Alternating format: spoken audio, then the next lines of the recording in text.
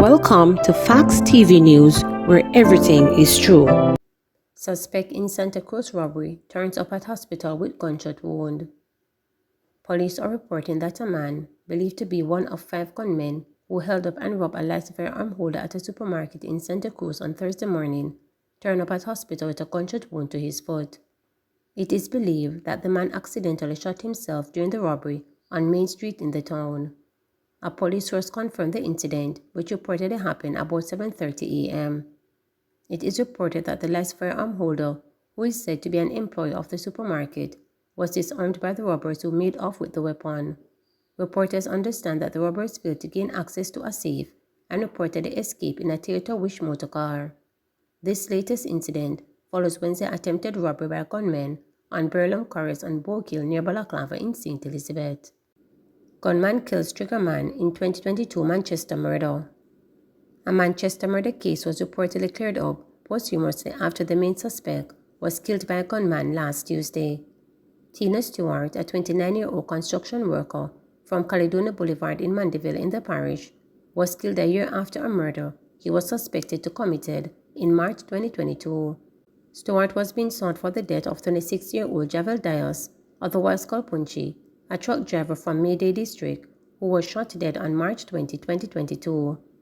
Reports are that about 2:10 p.m., Dias was at home when he was allegedly called out by someone.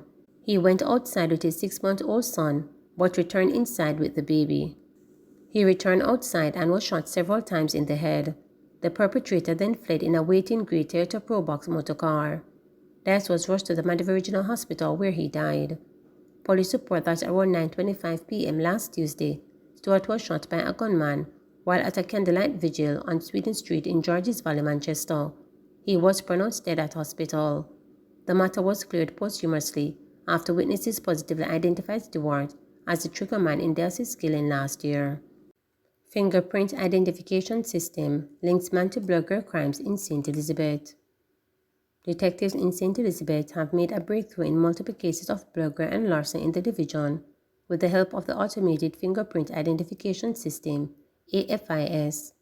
One man is now facing charges of 2 counts of burglary and shop breaking and larceny. He is 34-year-old Mokai Stevenson, otherwise called Ratman, of Ridge District, St. Elizabeth.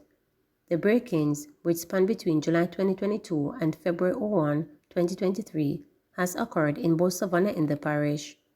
The first 2 incidents occurred on July 26 and 29 last year, when occupants of a house were awakened by strange sounds and realized their home was broken into. On February 1 this year, Stevenson reportedly struck again, this time breaking into a shop where he stole cigarettes and a quantity of liquor. His luck, however, ran out when he was apprehended by citizens days after in Junction area. He was subsequently handed over to the police, where the AFIS technology matched Stevenson's fingerprint with those lifted from the scenes of the crime. His court date is being finalized. Johnson Summit urges Jamaicans to obey immigration laws in foreign countries, says action affect law-abiding Jamaicans. Minister of Foreign Affairs Kamina Johnson Summit is urging Jamaicans to abide by the immigration laws governing the countries they visit. The ministry was addressing concern arising from recent reports of irregular immigration to Jamaicans in Belize, Mexico, and Panama.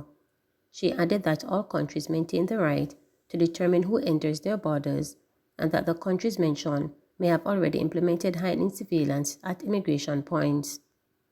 Mrs. Johnson Smith expressed concern that many of these people traveling under risky circumstances take their children with them, exposing the youngsters to dangerous situations. The minister said government is monitoring the situation.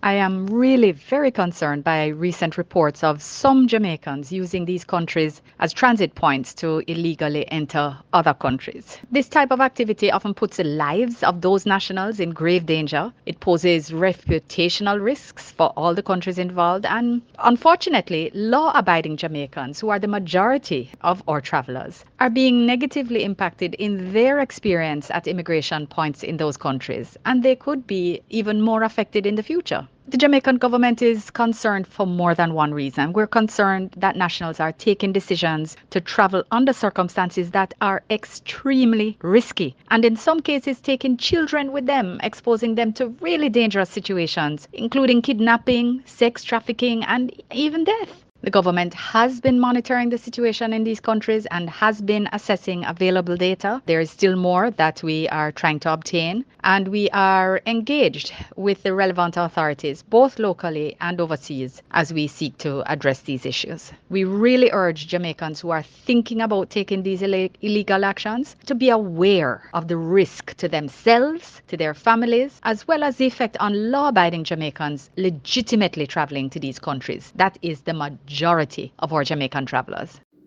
Holness begs electorate not to abandon the GLP.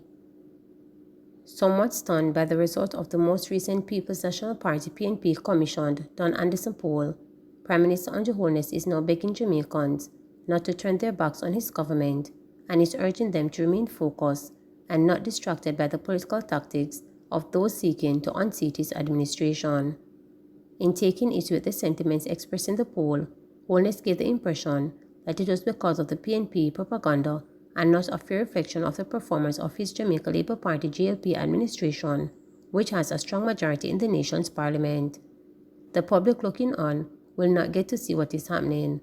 What they will hear are those merchants of negativity who will seek to another discry and spread falsehood about the government and what they are doing. Holness stated that it is obvious a jab at the Mark Golding-led PNP. According to the poll, which was conducted between February 17 and 26 by the Dan Anderson-led Market Research Service Limited, both the Holness-led government and the Golding-led PNP opposition were said to be underperforming in their respective duties. Also embedded in the result of that poll is a shocking closeness in the margin between the PNP and the GLP in their quest to sway the electorate ahead of the next general election. The poll shows that the governing GLP would find itself in a tough dogfight with the PNP to form the next government. The poll stated that when asked about the two political parties they would support in an election was called no, 28.1% of the respondents picked the PNP compared with 27.9% who sided with the GLP. The poll survey sample comprised of 1,002 registered voters drawn from all 14 parishes. It had a plus or minus 3% margin of error. Interestingly, of the respondents polled, 44% said they would cast a ballot if election were called no, while 56% said they would not vote or were unsure if they would. They, the electorate, should not drop their hands, should not turn from the government, but they should keep heart, remain focused, because your government is doing a phenomenal job in taking on sometimes ambitiously some of these projects, said Holness during his recent tour of the under-construction Western Children and Adolescent Hospital in Montego Bay. In outlining ways in which he said the government is serving Jamaica well, Holness pointed to several major investment projects across the country. It included the ongoing Corner Regional Hospital Rehabilitation Project, the construction of the Western Children and Adolescent Hospital, and the expansion of both the terminal building and the runway of the Sangsters International Airport. According to Holness, the country has not seen the level of investment that is now taking place simultaneously any time in the last 40 years. We're doing it now. We are asking for people's understanding, people's continued interest, and of course, constructive criticism. But we ask that people as well take into consideration the full picture of what is happening, said Holness. Please remember to subscribe, like, share, and click the notification